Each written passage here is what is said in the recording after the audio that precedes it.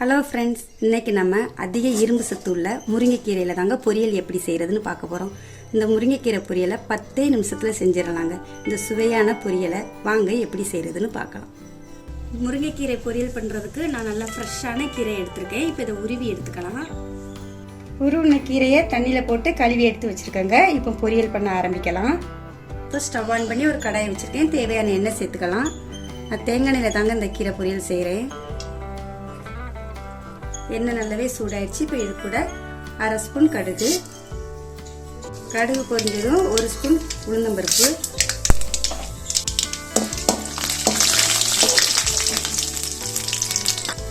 கூடவே பொடிசா கட் பண்ண சின்ன வெங்காயம். இந்த வெங்காயத்தை கொஞ்சம் வதக்கிக்குவோம். நான் சின்ன வெங்காயம் சேர்த்துருக்கேன். நீங்கள் பெரிய வெங்காயம் சேர்க்குறதா இருந்தால் ஒரு 2 வெங்காயத்தை பொடிசா கட் பண்ணிட்டு சேர்த்துக்கோங்க. இந்த அளவுக்கு வெங்காயம் வதங்கினா போதுங்க, ரொம்ப வதங்க வேண்டாம். இப்போ இது கூட நம்ம க்ளீன் பண்ணி வச்ச கீரையை சேர்த்துக்கலாம்.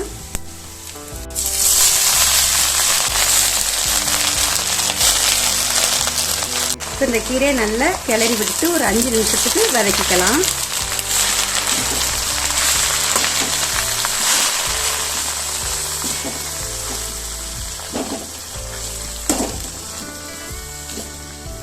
தண்ணி தேவைப்பட்டதுன்னா லைட்டாக தெளிச்சுக்கோங்க.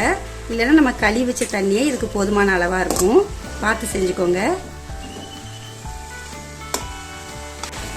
கீரை போட்டு 2 நிமிஷம் தாங்க ஆகுது. பாருங்கள் எந்த அளவுக்கு நல்லா சுருண்டு வெந்து வந்திருக்குன்னு.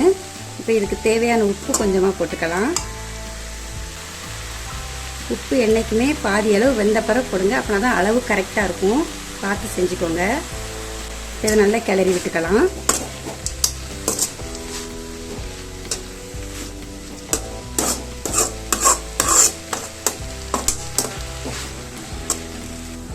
அஞ்சு நிமிஷம் ஆகுதுங்க. கீரையெல்லாம் நல்லா சுருங்கி வெந்து வந்திருக்குது. இப்போ இதுக்கு ஒரு மசாலா அரைச்சிக்கலாம். அதுக்கு ஒரு மிக்சி ஜாரில் ஒரு சிறு தேங்காவை பொடிசாக கட் பண்ணி வச்சுருக்கேன். அதை சேர்த்துக்கலாம். கூடவே 4 பல் பூண்டு, 1/2 ஸ்பூன் சீரகம், 4 முழு வத்தல். இப்போ இது எல்லாத்தையும் கொரகொரப்பாக அரைச்சி எடுத்துக்குவோம். இந்த அளவுக்கு கொரகொரப்பாக அரைச்சி எடுத்தால் போதுங்க. இப்போ இதை கீரையில் மிக்ஸ் பண்ணிக்கலாம்.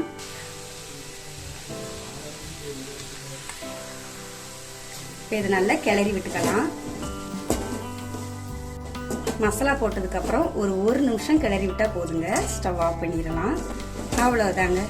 ரொம்ப சத்தான சுவையான முருங்கைக்கீரை பொரியல் ரொம்ப அருமையாக ரெடி ஆயிடுச்சு. இது சாம்பார் சாதம், ரச சாதம், புளிக்குழம்பு எல்லாத்துக்குமே வச்சு சாப்பிட ரொம்ப அருமையாக இருக்குங்க. வெறுமனவே எடுத்து சாப்பிடலாம். உடம்புக்கு அவ்வளோ நல்லது. நீங்களும் கண்டிப்பாக இந்த கீரையை செஞ்சு பார்த்துட்டு எப்படி இருக்குன்னு கமெண்டில் சொல்லுங்கள். இந்த வீடியோ பிடிச்சிருந்தா ஃபஸ்ட்டு ஒரு லைக் போடுங்க. மறக்காமல் நம்ம சேனலுக்கு சப்ஸ்கிரைப் பண்ணுங்கள். நன்றி.